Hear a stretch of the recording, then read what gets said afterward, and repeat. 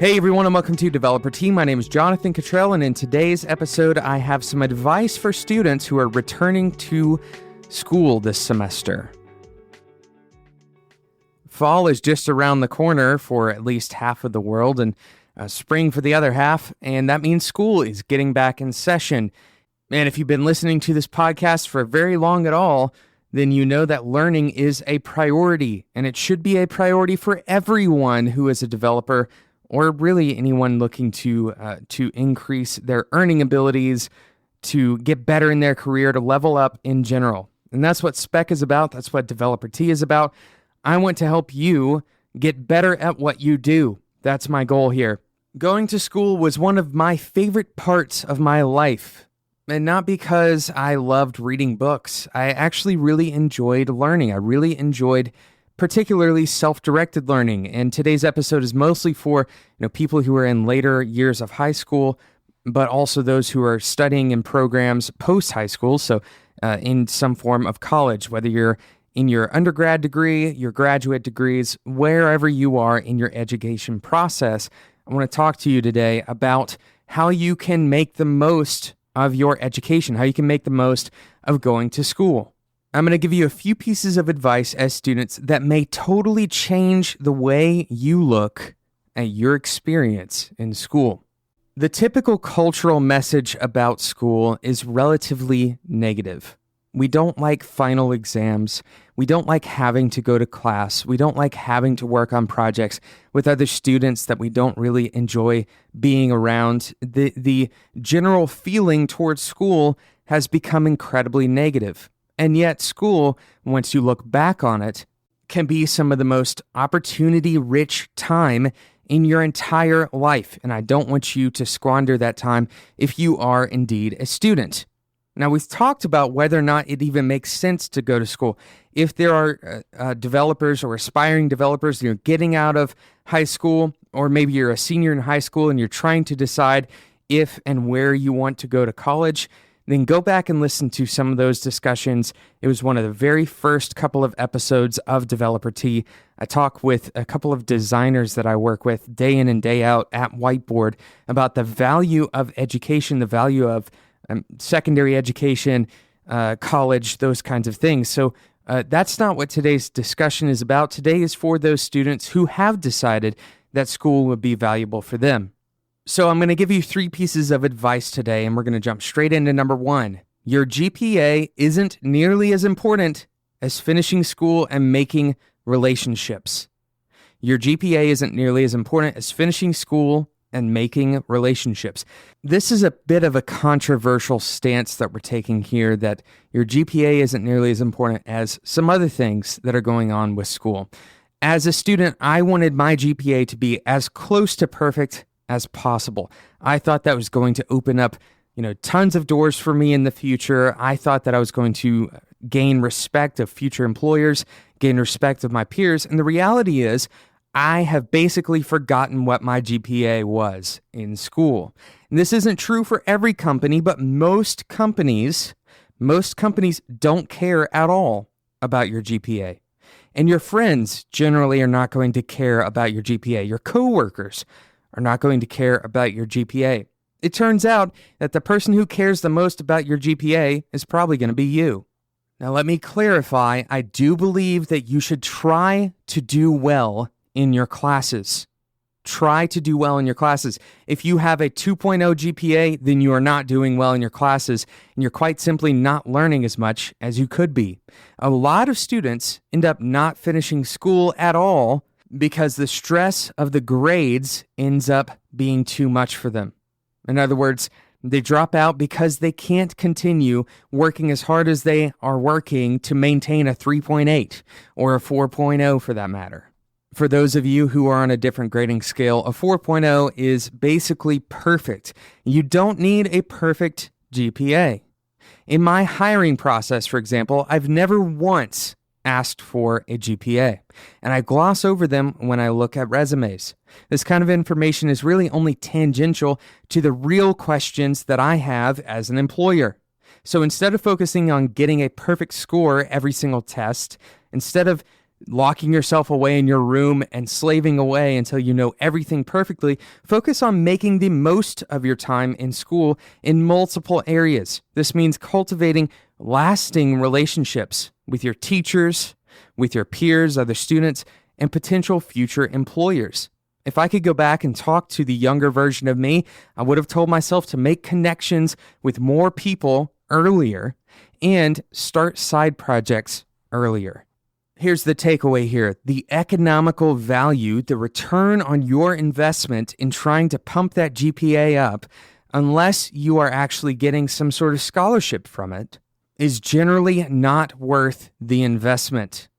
Now, that's totally a different story if you are indeed on a scholarship that requires your GPA to be a certain level. And that's a totally different discussion that we won't get into today. But maybe this is your first time hearing this specific discussion on GPA, that in the future your GPA becomes less and less important. So worry less about your GPA today and start worrying a little bit more about the relationships that you won't be able to cultivate in the future. You have to cultivate them now as a student.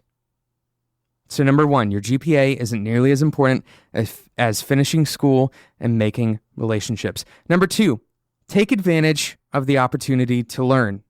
Now, this may seem really obvious. Take advantage of the opportunity to learn. Of course, you're going to do that in school. Right now, your actual job, what your occupation should be, is learning. If you pour 100% of your efforts into learning new things, cultivating expertise, and building strong relationships, you're going to reap benefits for years to come. Now, what exactly do I mean by your job being learning? Well, your job, as we said previously, your job is not to increase your GPA. Your job is not to impress your friends. Your job is not to impress your teachers. Your job is to learn. And here's the reality. It's easy as a student to only finish the minimum necessary and still get straight A's in school. It's a little bit of the broken part of the system. And as engineers, it's not really all that difficult to figure out that system, to actually nail a 4.0 GPA and come out on the other side having learned very little. I want to challenge you to take advantage of the opportunity, and when the opportunity comes to do a side project or self-directed work, don't limit yourself to the minimum necessary. You may not have as much of an opportunity to work on this kind of stuff later on in your career. You may not have the opportunity to pour all of your energy into a side project once you're out of school and in the workforce. So here's the deal. Take advantage of the opportunity to learn.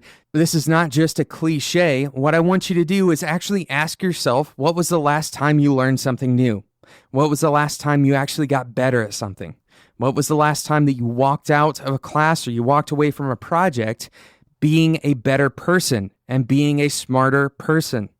If you aren't taking the advantage of the opportunity to learn today, then you certainly aren't going to take advantage of that opportunity on the job, and leveling up for you is going to be very difficult.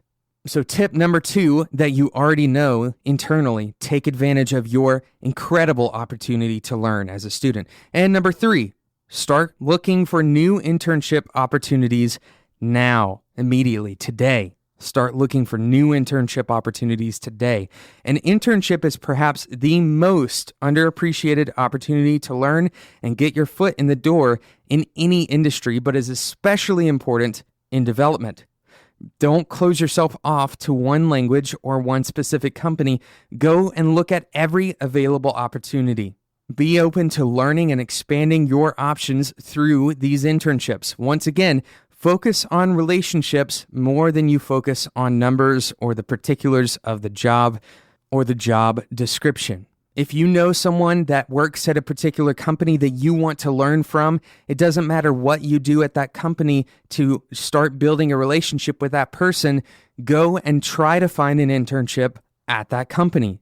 That will get you next to that person, and you can start learning from them in whatever ways that basically present themselves. If you can get an internship even in the earlier years of your schooling, so let's say you're a freshman in college, you can go and get an internship Now, you may immediately think, well, my school doesn't really support it, or it's not a part of the system until I'm a junior. That doesn't really matter. You can go and get an internship that isn't supported by your school, and you get pretty much all of the same benefits, except that maybe you still have to take classes. So a part-time internship may be a good answer for you. Start looking for internships in the earlier years of your schooling. Continue having them. Have multiple internships. You will be better off for working in the industry before you actually have to go full force into the workforce. The connections and experience you gain is absolutely invaluable. And ultimately, internships are extremely low risk and are a huge opportunity for growth.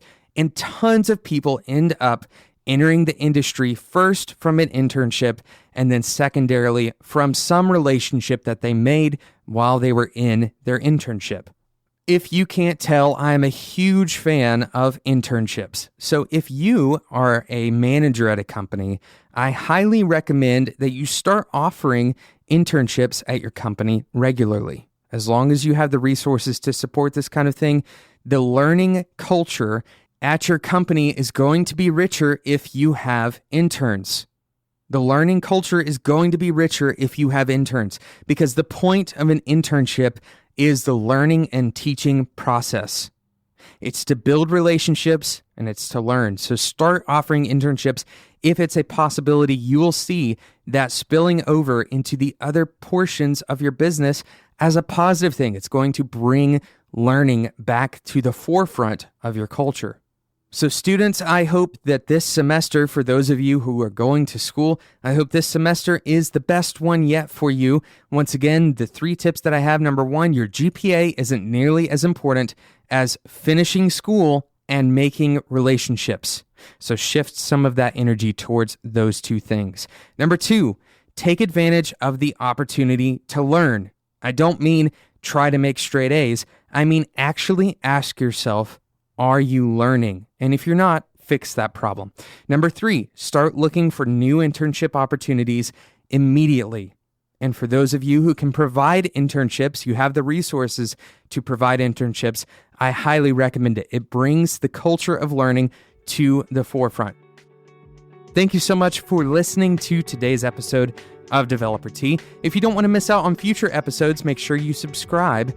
And if this episode seems relevant to someone that you know, if you know someone who would appreciate today's episode, I'm going to ask that you actually send them this episode. You sharing it with them is much more effective than me trying to tweet about it or hoping that they somehow accidentally find it on iTunes. You sharing it with them is how this show spreads to people who really need it. So I hope that you will share this episode with a student that you know, for example.